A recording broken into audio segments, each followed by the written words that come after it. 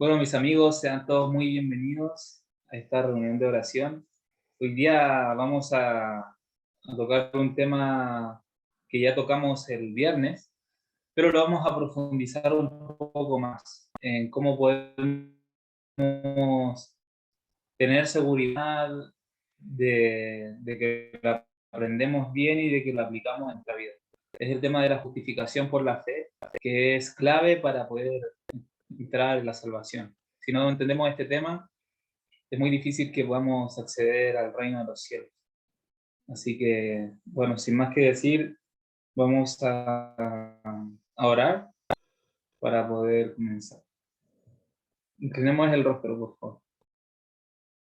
Padre bendito que estás en el cielo, santificamos tu santo y glorioso nombre.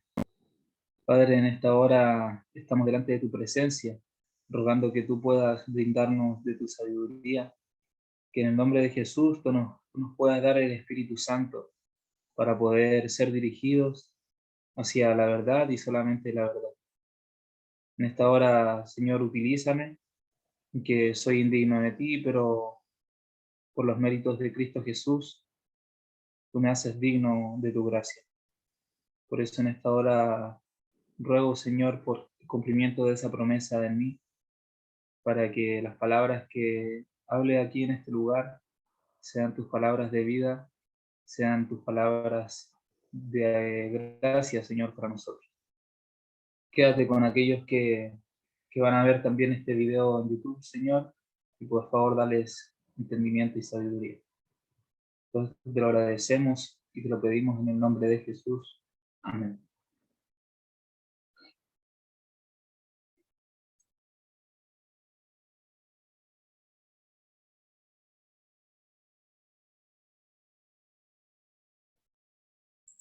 Bueno,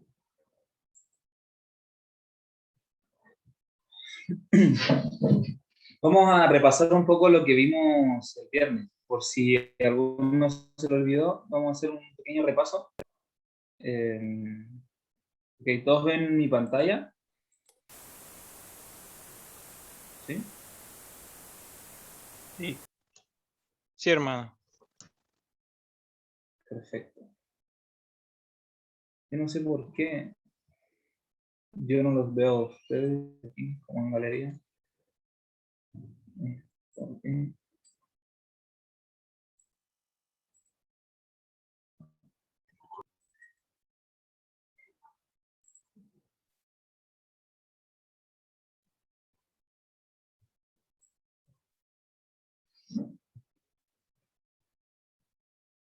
Ok, bueno. Justificación por la fe. Vamos a hacer un repaso. Esto ya lo vimos el día viernes, pero vamos a ver si recordamos más o menos qué es la justificación o la justicia, qué es la justicia imputada, cuál es la impartida. Y cómo obtenerlas, bueno, eso lo vamos a repasar, pero también hoy día vamos a profundizar un poco más en ese tema. ¿Qué es la justificación? ¿Quién puede responder? ¿Alguien de los que estuvo el otro día? ¿Que se acuerde? ¿O qué otra cosa podemos, con qué palabra podemos también comparar la justificación?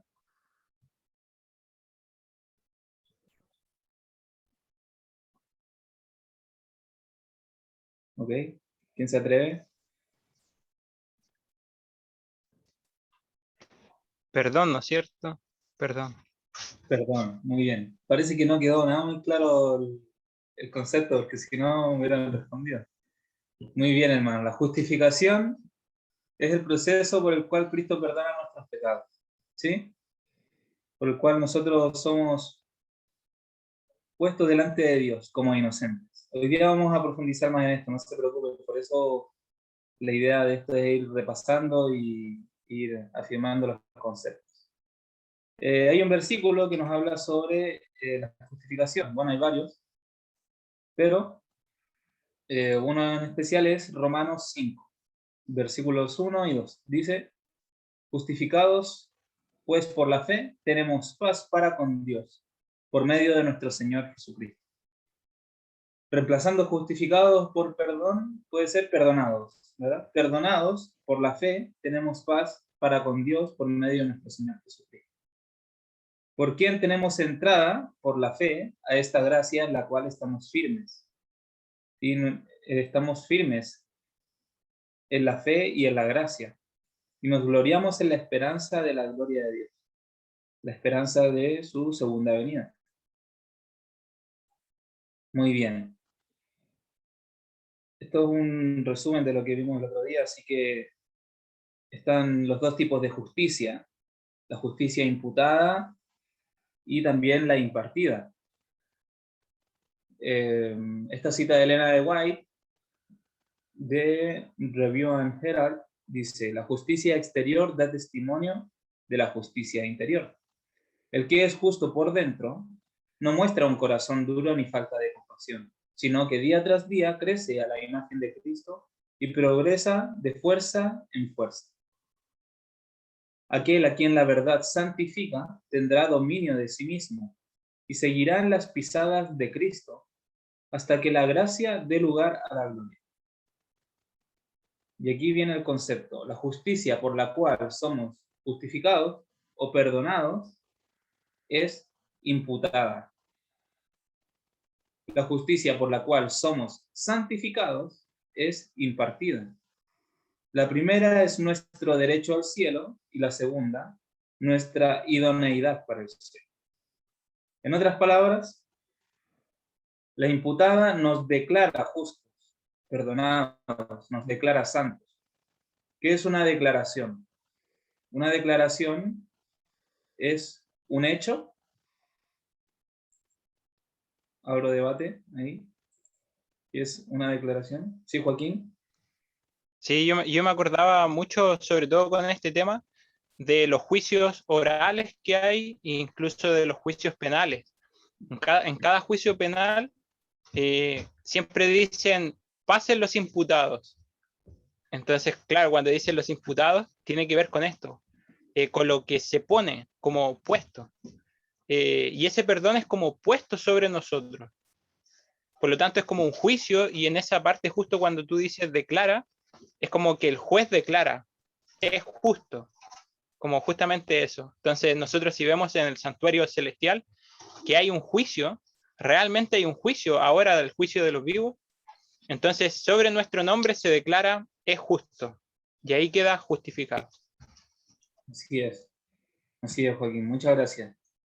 Justamente es una declaración, simplemente son palabras, no tiene que ver con un hecho en sí, sino que es como una etiqueta que se nos pone encima. Pero eso es en forma exterior, ¿sí? En forma exterior delante de Dios. Pero la justicia impartida nos hace justos, nos transforma en santos. Y estos dos eventos suceden a la misma vez. A la misma vez que Dios nos declara justos, también nos hace santos, nos transforma, nos santifica a través de la regeneración del Espíritu Santo. ¿Cómo podemos obtenerla? Tenemos que tener una entrega sin reservas. Debemos combinar su amor y muerte por todos con una entrega sin reservas a Él. Solo aquí tenemos seguridad de salvación. Sin entrega, lo que Dios hizo y hace ya no sirve. Por eso se perdió Judas, porque Judas no se entregó completamente a Cristo.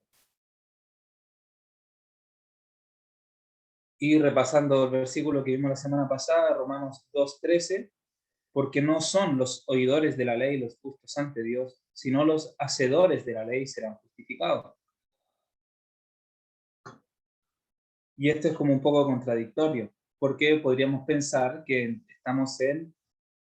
que somos justificados por las obras y no por la fe. Pero la justificación es por la fe, pero también por las obras, como consecuencia de nuestra fe. Me explico leyendo Santiago 2. Hermanos míos, ¿de qué aprovechará si alguno dice que tiene fe y no tiene obras? ¿Podrá la fe salvarle? Y aquí pone un ejemplo. Si un hermano o una hermana están desnudos, si tienen necesidad del mantenimiento de cada día, y alguno de vosotros les dice, id en paz, calentados y saciados, pero no le das las cosas que son necesarias para el cuerpo, ¿de qué aprovecha? ¿De qué le sirve a esta persona que yo le diga, que Dios te bendiga, voy a orar por ti, pero si yo puedo darle comida, vestido, ¿por qué no lo hice? ¿De qué le sirve que yo simplemente le dé una bendición? Si lo que la persona necesita es comida, vestido, tiene necesidad. Entonces, así también la fe, si no tiene obras, es muerta en sí misma.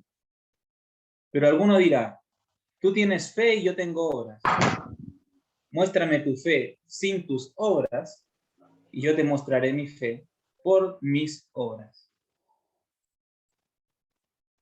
¿Tú crees que Dios es uno? Bien haces.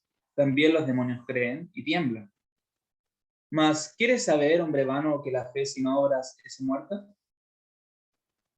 ¿No es justificado por las obras Abraham, nuestro padre, cuando ofreció a su hijo Isaac sobre el altar?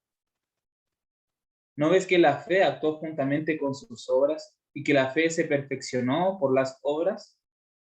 Y se cumplió la escritura que dice, Abraham creyó a Dios y le fue contado por justicia, y fue llamado amigo de Dios.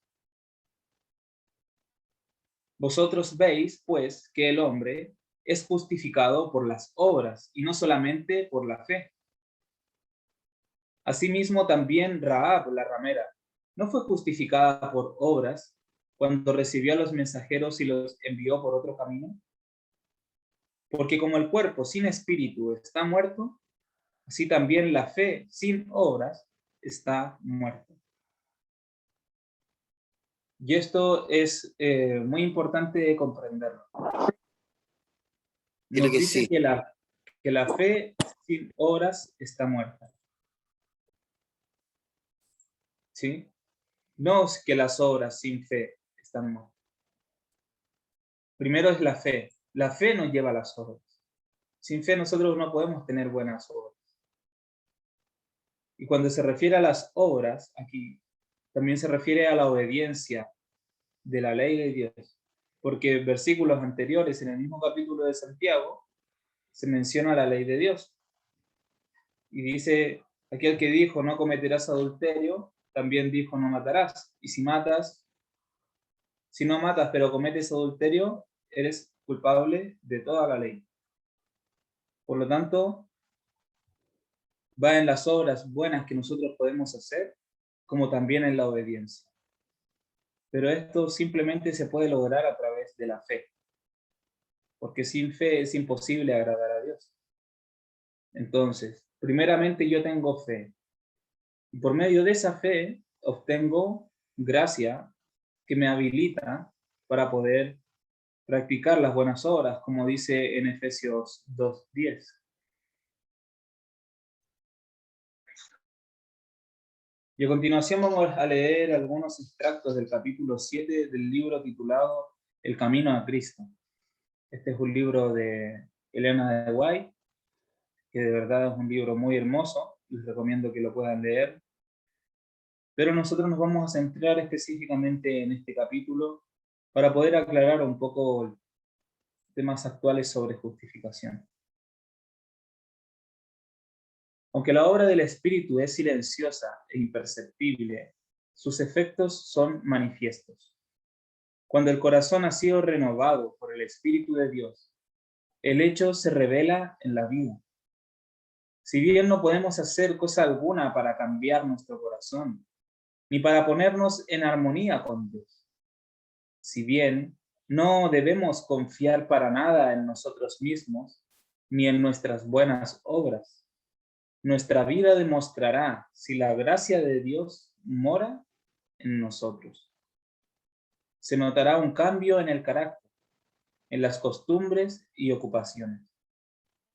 El contraste entre lo que eran antes y lo que son ahora será muy claro e inequívoco.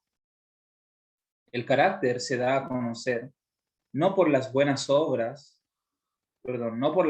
buenas o malas que de vez en cuando se ejecuten, sino por la tendencia de las palabras y de los actos habituales en la vida diaria, por medio de nuestros hábitos. Es como se da a conocer el carácter. Cuando nosotros aceptamos el Espíritu Santo en nuestro corazón, todo eso se va a ver reflejado en nuestra vida. Tan inevitablemente como cuando tiramos una piedra al agua y sucede esto que ven aquí en la imagen. Se hacen ondas. Tan inevitablemente como que las olas vuelvan una y otra vez en el mar. Va a ser algo natural. Pero ¿cómo podemos obtener esto?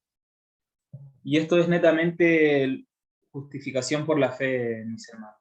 La justificación por la fe no solamente se trata del perdón, sino también de santificarnos, de hacernos santos, transformarnos en santos.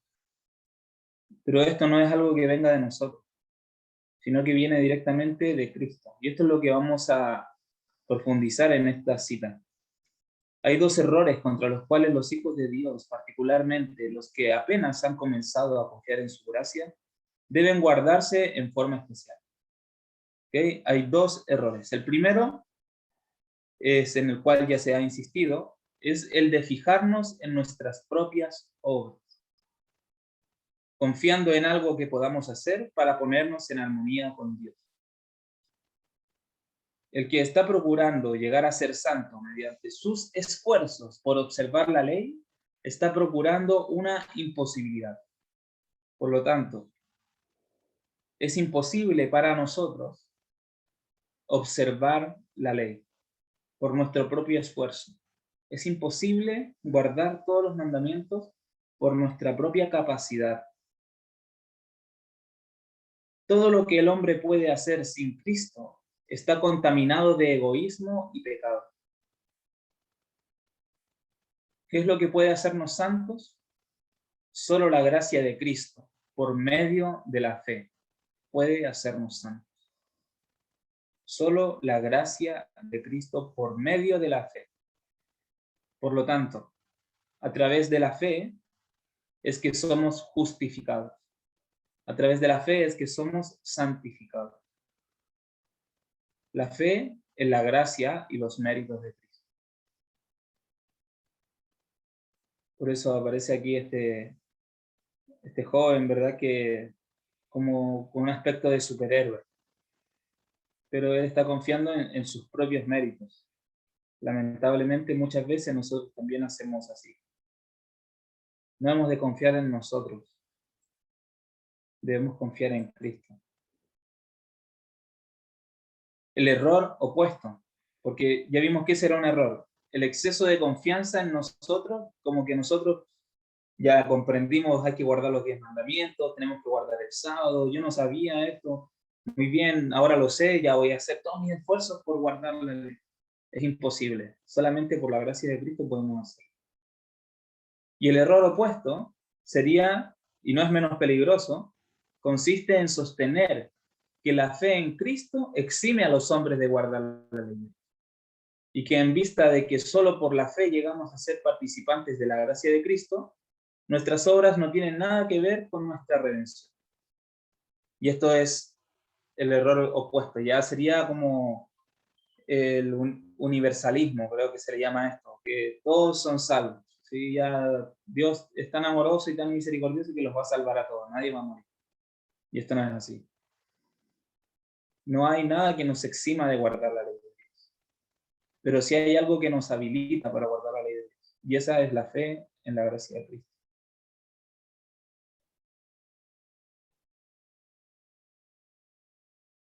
Nótese, sin embargo, si continúa diciendo aquí, nótese, sin embargo, que la obediencia no es un mero cumplimiento externo, sino un servicio de amor. La ley de Dios es una expresión de la misma naturaleza de su autor. Es la personificación del gran principio del amor. Y es, por lo tanto, el fundamento de su gobierno en los cielos y en la tierra. Por eso cuando le preguntaron a Cristo por el mandamiento más importante, él resumió los 10 mandamientos en 2. Amarás a Dios con todo tu corazón, con toda tu alma, con toda tu mente, con todas tus fuerzas, y amarás a tu prójimo como a ti mismo. Este es el resumen de los 10 mandamientos. Si nuestros corazones están renovados a la semejanza de Dios, y si el amor divino está implantado en el alma, ¿no se cumplirá la ley de Dios en nuestra vida? Cuando el principio del amor es implantado en el corazón, cuando el hombre es renovado a la imagen del que lo creó, se cumple en él la promesa del nuevo pacto. Pondré mis leyes en su corazón y también en su mente las escribiré. Esto lo menciona en Hebreos 10:16, pero también está en el Antiguo Testamento, en Jeremías 31. Jeremías 31:31, si no me equivoco. Y si la ley está escrita en el corazón, ¿no modelará la vida? La obediencia, es decir, el servicio y la lealtad que se rinden por amor, es la verdadera prueba del discipulado. Por esto dice la Escritura, este es el amor de Dios, que guardemos sus mandamientos. El que dice yo le conozco y no guarda sus mandamientos, es mentiroso, y no hay verdad en él. Primera de Juan, la primera cita era del capítulo 5, versículo 3, y el segundo del capítulo 2, versículo 4. En vez de eximir al hombre de la obediencia, la fe, y solo ella, nos hace participantes de la gracia de Cristo y nos capacita para obedecer. Por eso, esto va íntimamente ligado con los temas que nos está presentando nuestro hermano Joaquín los días sábados sobre la fe. Porque sin fe, nosotros no podemos obtener ni siquiera el perdón, ni la santificación, nada. O sea, lo primero tiene que nacer la fe en el corazón. Creer que Cristo murió por nosotros. Y eso es fe.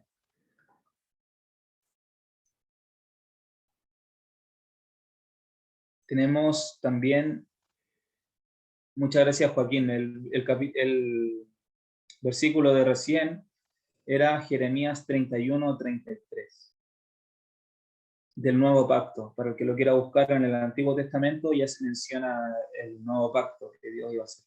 No es tan nuevo como el Nuevo Testamento, sino es bastante antiguo. La salvación es el don gratuito de Dios. No ganamos la salvación con nuestra obediencia, porque la salvación es el don gratuito de Dios, que se recibe por la fe.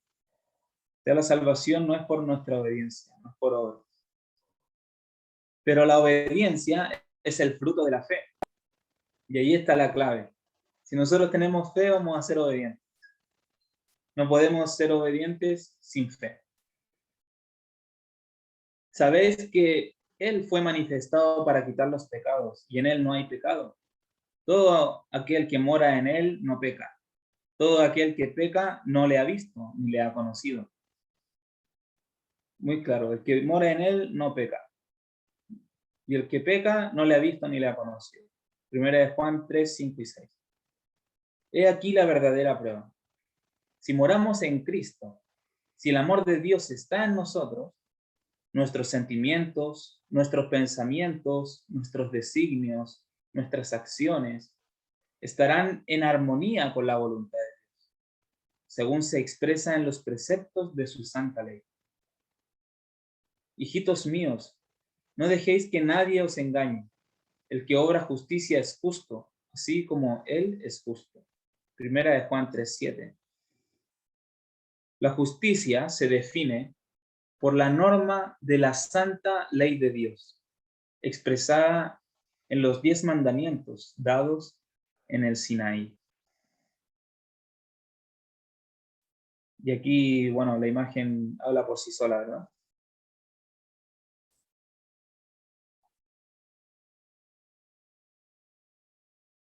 Pero hay una condición para alcanzar la vida eterna. ¿Cuál es esa condición? ¿Qué le dijo Jesús a Nicodemo? para ver el reino de Dios, ¿qué era necesario? A ver si alguien se acuerda. Algo era necesario para ver el reino de Dios, según lo que Jesús le dijo a Nicodemo. Nacer de nuevo. Nacer de nuevo. Muy bien, hermana Jacqueline. Muy bien. Nacer de nuevo. El nuevo corazón. Viste lo que iba a decir yo. Bueno, se te adelantaron, Fede. La condición para alcanzar la vida eterna es ahora exactamente la misma de siempre. Siempre ha sido la misma condición. Tal cual era en el paraíso antes de la caída de nuestros primeros padres. La perfecta obediencia a la ley de Dios. La perfecta justicia. Esa es la condición para alcanzar la vida eterna. Obediencia a la ley de Dios. ¿Pero de qué manera? Ya no por méritos propios, sino por la fe, por la gracia de Cristo. ¿Y eso cómo se obtiene? Naciendo del agua y del Espíritu. Tenemos que primero nacer del Espíritu para poder saber cuáles son las cosas del Espíritu. Y una vez haberlas discernido, vamos a poder tener capacidad para decidir si es que queremos vivir en obediencia o en desobediencia. Y Dios, una vez que nosotros tomamos esa decisión, nos envía la fuerza para poder, y la fuerza y la capacidad para poder perseverar y persistir en esa decisión. Si la vida eterna se concediera con alguna condición inferior a esta, la perfecta obediencia, peligraría la felicidad de todo el universo. Se le abriría la puerta al pecado con toda su secuela de dolor y miseria para siempre. Imagínense que Dios deje entrar en el cielo a todos. Se volvería a repetir la misma historia.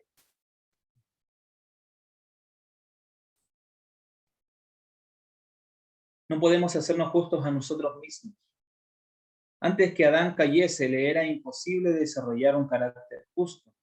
Perdón, todo de nuevo. Antes de que Adán cayese, le era posible desarrollar un carácter justo por la obediencia a la ley de Dios. Mas no lo hizo. Y por causa de su caída, tenemos una naturaleza pecaminosa y no podemos hacernos justos a nosotros mismos. Puesto que somos pecadores y malos, no podemos obedecer perfectamente una ley santa por nuestra naturaleza pecaminosa. Somos incapaces, así como esta mujer que se ve allí frustrada. No tenemos justicia propia con que cumplir. No tenemos justicia propia con que cumplir lo que la ley de Dios exige. Pero Cristo nos preparó una vía de escape. Y esta es la gracia y el regalo divino. Esa vía de escape, ¿cuál es? Cristo vivió en esta tierra en medio de pruebas y tentaciones, como las que nosotros tenemos que arrostrar. Sin embargo, su vida fue impecable. Murió por nosotros y ahora ofrece quitar nuestros pecados y vestirnos de su justicia. Él nos pone su vida. Nosotros, al creer en su muerte, somos partícipes de su vida. Es un intercambio que es como que se fuera a pérdida Cristo, así, porque nosotros no hacemos nada, no pagamos nada. El precio lo pagó Él, más encima nos lo regala. Nosotros simplemente tenemos que aceptarlo. Y aquí está la entrega. Si os entregáis a Él y le aceptáis como vuestro Salvador, por pecaminosa que haya sido vuestra vida, seréis contados entre los justos por consideración hacia Él. El carácter de Cristo reemplaza el vuestro y sois aceptados por Dios como si no hubierais pecado. Y aquí está las dos justicias. Volviendo a leer la parte verde donde dice murió por nosotros y ahora ofrece quitar nuestros pecados y vestirnos de su justicia. Esa es la justicia imputada. ¿Sí? Él nos quita nuestros pecados y nos viste de su justicia. Nos perdona. Cuando nos entregamos a Él, le aceptamos como nuestro Salvador. No importa cuán pecaminosa haya sido nuestra vida, seremos contados entre los justos. Eso es justicia imputada. Pero lo que viene ahora es justicia impartida. El carácter de Cristo reemplaza el vuestro. Esa transformación de carácter se quita nuestro propio carácter y es reemplazado por el de Cristo. Y allí somos aceptados por Dios como si no hubiéramos pecado. Y esa es la justicia impartida, que tiene que ver también con el carácter, la santificación, la preparación para el cielo. Más aún, más todavía, miren, Cristo cambia el corazón y habita en el nuestro por la fe. Debéis mantener esta comunión con Cristo por la fe y la sumisión continua de vuestra voluntad a Él. Mientras lo hagáis, Él obrará en vosotros para que queráis y hagáis conforme a su beneplácito o a su voluntad.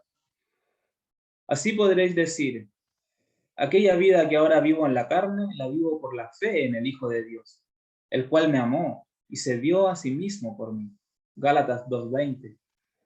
Así dijo el Señor a sus discípulos: no sois vosotros quienes habláis, sino el Espíritu de vuestro Padre que habla en vosotros. Mateo 10:20. De modo que si Cristo obra en vosotros, manifestaréis el mismo Espíritu y haréis las mismas obras que Él.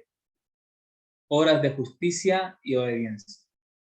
Y aquí, de verdad, para mí fue muy revelador esto, porque cuando se dice en la Biblia, harán las mismas obras que yo hago, yo me imaginaba así, hacer milagros y cosas así. Pero en realidad iba más allá de eso, era más profundo que eso, sino obrar en justicia y obediencia. Y eso es mejor que hacer milagros.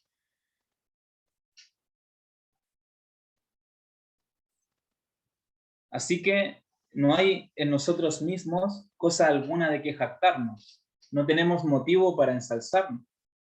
El único fundamento de nuestra esperanza es la justicia de Cristo, que nos es imputada. Y aquí menciona nuevamente las dos, la justicia imputada y la impartida, implícitamente. ¿Por qué? El único fundamento de nuestra esperanza es la justicia de Cristo, que nos es imputada. Sí, esa vestidura que Él nos pone. Y la que produce su Espíritu, obrando en nosotros y por nosotros. También esa justicia que produce su Espíritu es la impartida. Porque esa justicia se produce obrando en nosotros y por nosotros. Una fe que obra por el amor y purifica el alma. La existencia y el poder de Dios, la verdad de su palabra, son hechos que aún Satanás y sus huestes no pueden negar en lo íntimo de su corazón. La Escritura dice que los demonios lo creen y tiemblan, como leímos hace rato en Santiago 2, ¿verdad? Pero esto no es fe, donde no solo existe una creencia en la palabra de Dios, sino que la voluntad se somete a Él, donde se le entrega el corazón y los afectos se aferran a Él.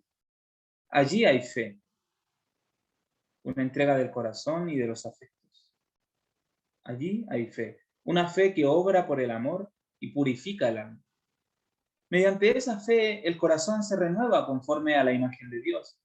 Y el corazón, que en su estado inconverso no se sujetaba a la ley de Dios ni tampoco podía, se deleita después en sus santos preceptos y exclama con el salmista: oh, cuánto amo tu ley, todo el día es ella mi meditación. Salmo 119, 97. Entonces, la justicia de la ley se cumple en nosotros, los que no andamos conforme a la carne, mas conforme al Espíritu. El Espíritu Santo es trascendental en esta obra que se hace en nosotros. Imagínense no darle el lugar que le corresponde al Espíritu Santo. perderíamos estos beneficios. Nadie puede entrar en el cielo si no cree en el Espíritu Santo como tercera persona de la divinidad. Y es triste, la verdad.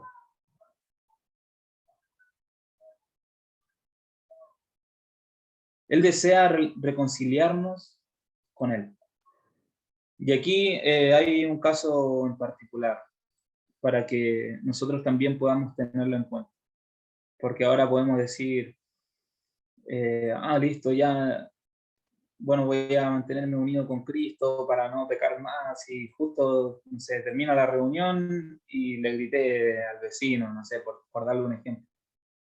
Y decimos, ¿y cómo? Pero si recién estaba leyendo esto y ¿cómo no puedo?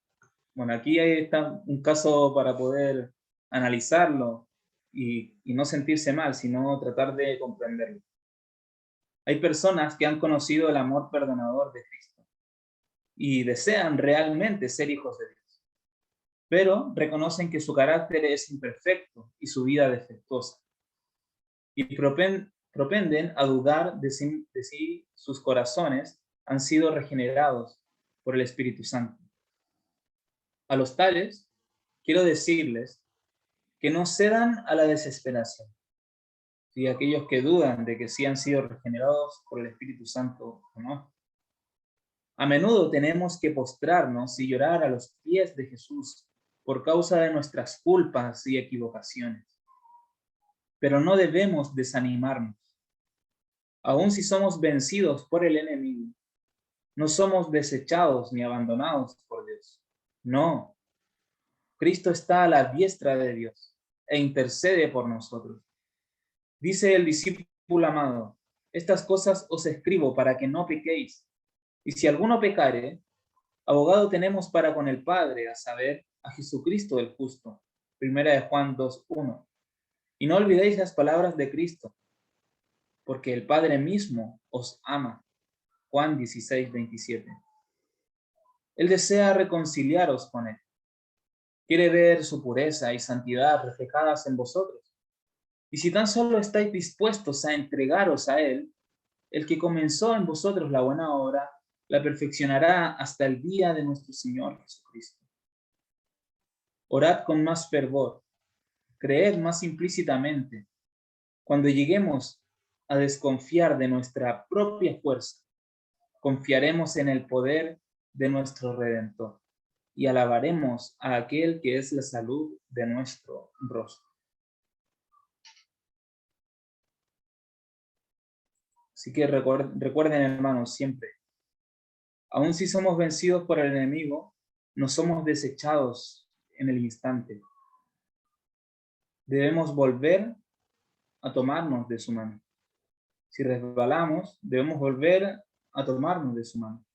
No perder ese contacto e ir perfeccionándonos en Cristo.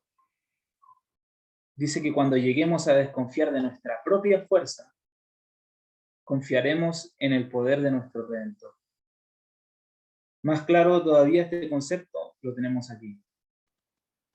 Cuanto más cerca estéis de Jesús, más imperfectos os reconoceréis, porque veréis tanto más claramente vuestros defectos a la luz del contraste de su perfecta naturaleza. Esta es una señal cierta de que los engaños de Satanás han perdido su poder y de que el Espíritu de Dios os está despertando. Mientras más imperfectos nos veamos, más cerca estamos de Cristo. No puede existir amor profundo hacia el Señor Jesús en el corazón que no comprende su propia perversidad. En el corazón que no comprende su propia perversidad. El alma transformada por la gracia de Cristo admirará el divino carácter de Él. Pero cuando no vemos nuestra propia deformidad moral, damos prueba inequívoca de que no hemos vislumbrado la belleza y excelencia de Cristo. Y por eso esta imagen refleja también el contraste que hay entre nuestra propia luz y la luz que de verdad puede iluminarnos, que es la de Cristo. Nosotros vemos a los 10 mandamientos y podemos reconocer nuestros pecados. Pero a la luz de eso, tenemos que pedirle a Dios que nos ayude para poder guardar su ley. No hay ningún mérito en nosotros mismos.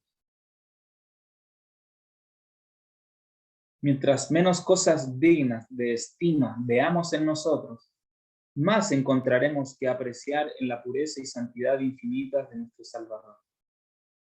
Una percepción de nuestra pecaminosidad nos impulsa hacia aquel que puede perdonarnos, y cuando comprendiendo nuestro desamparo nos esforcemos por seguir a Cristo, Él se nos revelará con poder. Cuanto más nos impulse hacia Él y hacia la palabra de Dios, el sentimiento de nuestra necesidad, tanto más elevada visión tendremos del carácter de nuestro Redentor, y con tanta mayor plenitud reflejaremos su imagen. No hay mérito en nosotros, hermanos. No hay nada en nosotros que pueda llevarnos a la salvación. Es todo gracias a la gracia de Cristo, a su muerte, a sus méritos. Y en eso tenemos que confiar, no en nosotros. ¿Quién posee nuestro corazón? Esta cita aparecía antes, en el mismo capítulo 7, pero me parecía adecuado ponerla al final, porque es muy reflexiva. ¿Quién posee nuestro corazón? ¿Con quién están nuestros pensamientos? ¿De quién nos gusta hablar? ¿Para quién son nuestros más ardientes afectos y nuestras mejores energías? Y estas son preguntas que yo creo que si las respondemos con sinceridad cada uno, nos dejan pero desnudos. Si somos de Cristo, nuestros pensamientos están con Él y le dedicamos nuestras más gratas reflexiones. Le hemos consagrado todo lo que tenemos y somos. Anhelamos ser semejantes a Él, tener su espíritu, hacer su voluntad y agradarle en todo. ¿Somos de Cristo, hermanos? Quiero escuchar ahí un amén.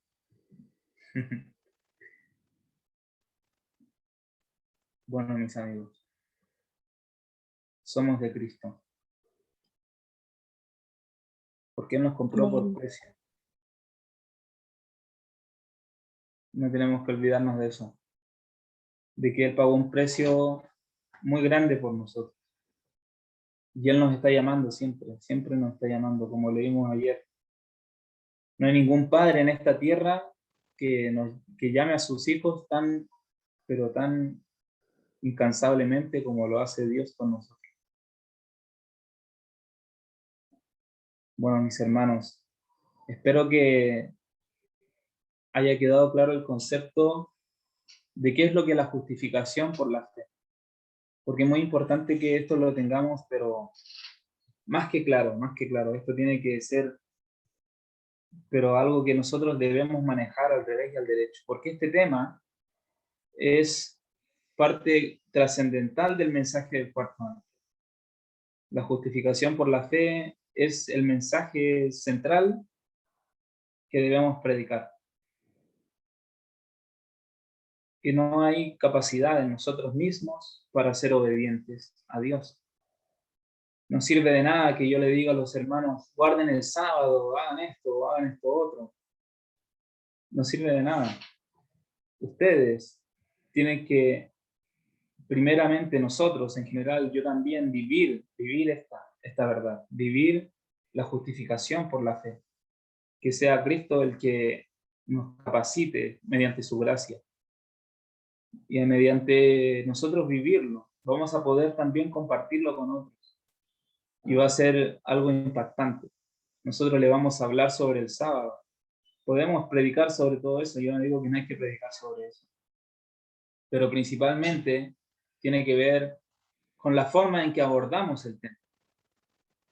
Porque si nosotros pensamos que las personas pueden guardar el sábado por su propia capacidad y que lo hagan con su propio esfuerzo y les enseñamos de esa manera, nunca, ni ellos ni nosotros vamos a alcanzar salvación.